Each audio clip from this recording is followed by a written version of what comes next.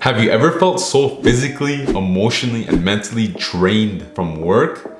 Good, because I feel like this too sometimes. I mean, our industries can be so daunting, tough, restless, exhausting. Like, I don't understand how we go through such an industry where we're required to work anywhere between 8 to 22 hours a day. And not only are we required to work long hours, but we are also required to come back on short notice with as little as 4 hours of sleep for the next shift or function. So here's my question. How do we do this? Well, here's a quote that gets me out of bed every single morning, even when I don't feel like it. And this advice is coming from a Roman emperor from over 2,000 years ago, from this guy over here. That's right, Marcus Aurelius, one of the biggest inspirations, impactful human beings to ever walk this earth, in my life at least. So here's how the quote goes. At dawn, when you have trouble getting out of bed, tell yourself, I have to go to work as a human being. What do I have to complain of if I'm going to do what I was born for? The things I was brought into the world to do? Or is this what I was created for? To huddle under the blankets and stay warm? But it's nicer in here. So you were born to feel nice instead of doing things and experiencing them? Don't you see the plants, the birds, the ants and spiders and bees going about their individual tasks, putting the world in order as best as they can? And you're not willing to do your job as a human being? Why aren't you running to do what your nature demands? But we have to sleep sometime. Agreed, but nature set a limit on that, as it did on eating and drinking, and you're way over that limit. You've had more than enough of that, but not of working. There, you're still below your quota. You don't love yourself enough, or you love your nature too and what it demands of you. People who love what they do wear themselves doing it. They even forget to wash or eat. Do you have less respect for your own nature than the engraver does for engraving, the dancer does for the dance, the mister for money, or the social climber for status? When they're really possessed by what they do, they'd rather stop eating and sleeping than give up their practicing of arts? Wow, this quote is so powerful. And let me break it down into my understanding of it. So here's my analysis. If we love life, we will do anything we can to preserve our lives, and that includes working too.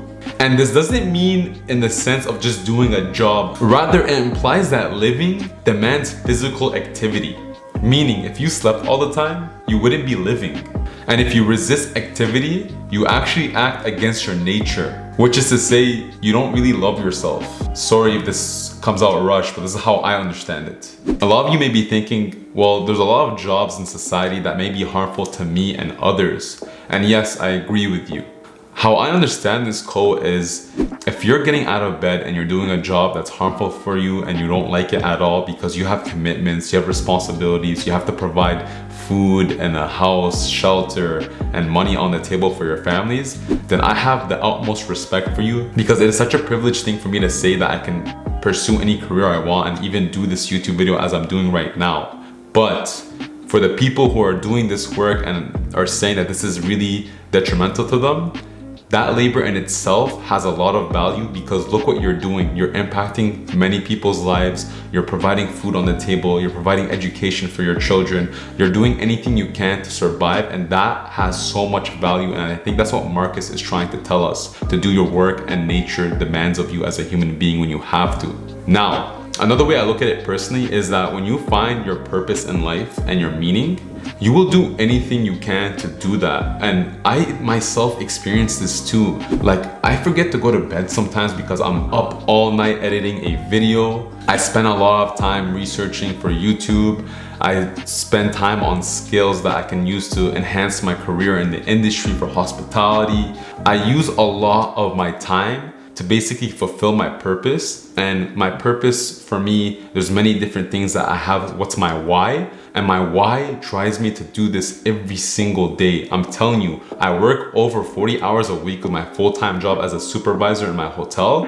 Whenever I'm not doing that, I'm literally just creating content as a full-time, it's supposed to be a part-time YouTuber, but I feel like it's a full-time other job. And I'm not complaining. I absolutely love it. Otherwise, I wouldn't be doing it. So my advice to you is, if you're doing a job right now that you really don't like, and you have the option to change it, I'll do one of two things. One, either look for another job, and once you get that job, do something more fulfilling for you. The second option is if you can't change your job because of your circumstances and situation, then I'll try spending most of your free time or whatever free time you have left on a side hustle or something that you can do to improve yourself and leverage yourself in order to get yourself in a better position to work. For example, I am making a YouTube channel. I am creating content every week on top of my job.